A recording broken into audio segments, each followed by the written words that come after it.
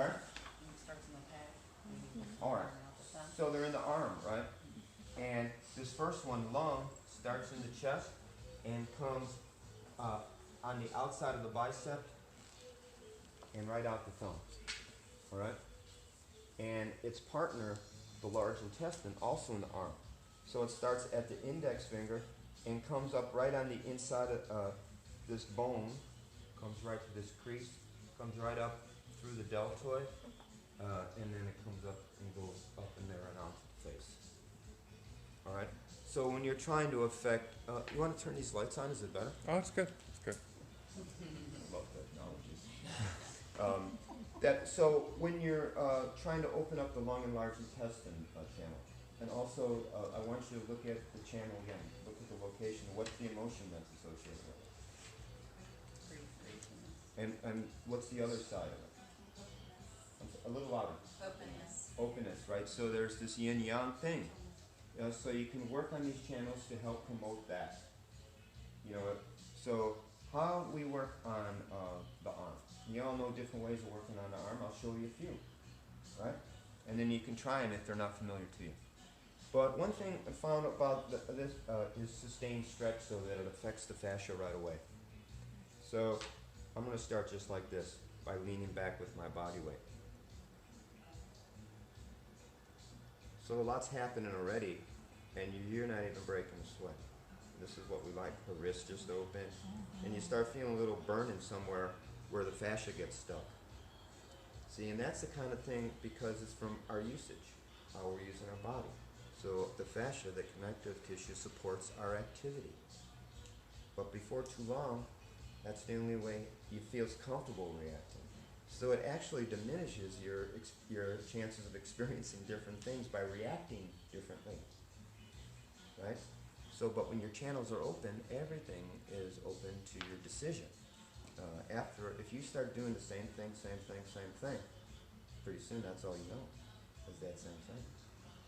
So your realm of possibility is diminished. And see, just doing this, that takes a lot of the work out of it. And then you come slowly up. So you'll hold it for about a minute or so? You know, I don't think... Less? No, I don't think time. Okay. I'm going back like you this. just let the body kind of tell you. Yeah, you know, sure enough, you know, it's like you go here and I added this rotation out. And then I just keep on taking the slack out of the body. You know, and then I rotate it out because one of the things about letting this go is, you know, when we grab stuff, we spiral inward a lot. It spirals towards the center. So the fascia is like that. So when you're doing this, you take the slack out and then you slowly roll it out. And that helps open up the fascia and unspirals it. Because we're always gimme. You know, but that's just the action of how our arms are, you know. Unless you want to put it in this pocket, but it's so inconvenient. Keep on doing this. So you just go like this, give me some. But then when you're carrying your groceries, the keys are in the wrong pocket. Well, I mean, sure, or else those pistolero things, those flipped ones. That's fancy. I try to be fancy. Okay, so here's a few things, right? Easy, but a lot of what I'm doing now is based on not only compression, but extension, but a lot of sustained compression. So I'm just compressing down. And the only thing I need to point out to you is on the floor right there. All right, You haven't got close to it yet. thank you. Oh, I feel it now. So I'm just on the inside of the humor. So I'm going to put down here, and I'm just going to do some compression, right? Just using my body weight. So just general. So when we talked about the spiral here, I'm going to grab a hold of the bicep like this and bring the arm down like this to spiral out that up. Because what happens here is the coracoid brachialis and this head of the bicep attaches all on the coracoid process, the same place where the pec minor attaches, and these two muscles are also responsible for this forward movement here.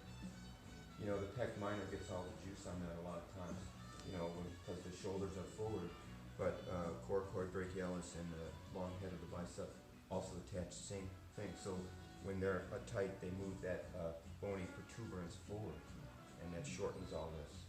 And when it shortens all this, it clamps down on the energetic and blood flow here. So you want to promote openness at the joints basically, because has a tendency to get stuck at the joints, because it's the joints that give the most resistance to the flow. Right, so nice here. A nice compression here. A lot of times I use my knee. Oh, that feels good. You said it a little loud for the That studio. feels really good. So, also too, right? You got to liberate yourself, but how you're working, right? This is integrative work. So it depends on who you're working on and how your connection is, your body with theirs, your energy with theirs, what you're choosing to use. Not only based on functionality, but also too how you match up with them too, I mean, you might want to stay this far away from them. I mean, you have compassion for them, but you want to live distance. It's completely understandable, right? So true. I mean, where's your balance at? Yeah. Right? Where's your balance at? Okay. And here's another thing. Compression. Here's the elbow joint. You put it between your legs. Oh my god. And then you just sit right on there. Shut And you up. see the surprised look on her I face. just wondered how you were sitting. I mean, How's that feel? I'm a visual, it's great. On it. Check it out. now. Done. I Let's know, go. I know. That's it, right there. That's it. See? That's my I know day. it's done well. Yeah. I know. Yeah, yep. Oh, it's it. I always get to try all the new stuff on her. So. And also, here's another thing with this. Use your phone. Check your phone. No, it's fine. Really, we're doing it right? Yeah. Okay, so look, check this out. Lovely. What do you need to know? First of all, if you can allow yourself to do it. But elbow placement, right? Yeah. In between your legs. Now, it depends also too where you put it, how deep in your legs. Because that changes. Let's experiment. Let's see how that feels. A or B? I'll let the experience be for me. That's a smart one. I like them both. Alright, that's cool. There's a little bit more harder contact, I feel. Yeah, it's actually, I'm feeling it more in the muscles instead of the elbow.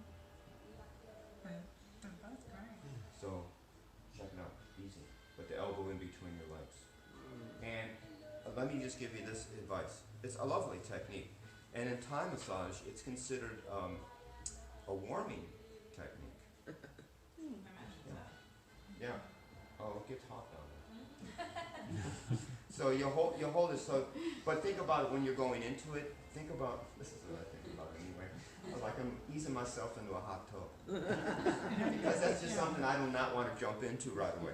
So I'm just like, oh, just ease it. Because then you can feel every little step. And then, you can generate, if you lean forward a little bit, less pressure.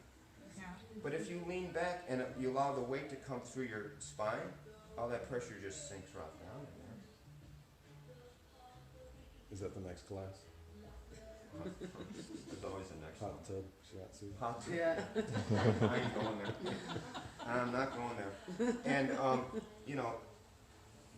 so that's a nice Yeah, smash it's down. it's a lovely compression got from to know both what to build sides in the of the studio. muscles. Okay, so here, a little bit more specific to where the lung meridian is. So you start here in the upper chest. So you can do digital compression. It comes around the deltoid. And in the space, so it starts here and it comes over the deltoid. And this space in between the bicep and the tricep, feel it on yourself, please. You'll feel that little trough there. That's where the lung meridian is. So remember, if people are having some symptoms that you associate with the lung, be it either physical or energetic, check it out. Do the stretch. See if you have time to work this line. So, and any physical thing, you could use it for this bicep pain here. So coming through here. Now, when you come down on the arm, if you're using muscle, it's right on the inside of the brachioradialis. So you can come right up to where that brachioradialis interacts with the skeleton. That line there, that's where the lung meridian is. And that's a nice strong pressure in there. And it comes right to the wrist crease. All right. And this is where you learn acupressure points. So acupressure points are lovely because they interact with the energy flow of the body. but a lot of them are located in areas where there's natural stress or stagnation in the body already. So when you apply sustained pressure, even if it's for 2 or 3 breaths, it sort of lets that energy move along a little bit, because it has a tendency to get stuck in the joints, or it has tendency to get stuck, you know, the fascial planes. If you look at where the meridians are, they're in between things, basically. They're in between things. So that's it. When you look at fascial planes, when there's muscle moving across muscle, that's where a lot of the stickiness happens. The fuzz, as that one dude says on YouTube. Fuzz, Yeah, the yeah. fuzz, man, that guy's cool. It gets all fuzzy in there, you know, and so when the fuzzy, it doesn't move as well. It's like you got too much lint trapped in your dryer, you know, it's like bogging down a little bit. So you want to clear that up. And when you physically work in between those spaces, when you physically have sustained stretch or compression, it softens the fascia, right? It softens the fascia, so things start gliding a little bit more. Okay, so this acupressure point, so we've learned general location of one meridian, lung.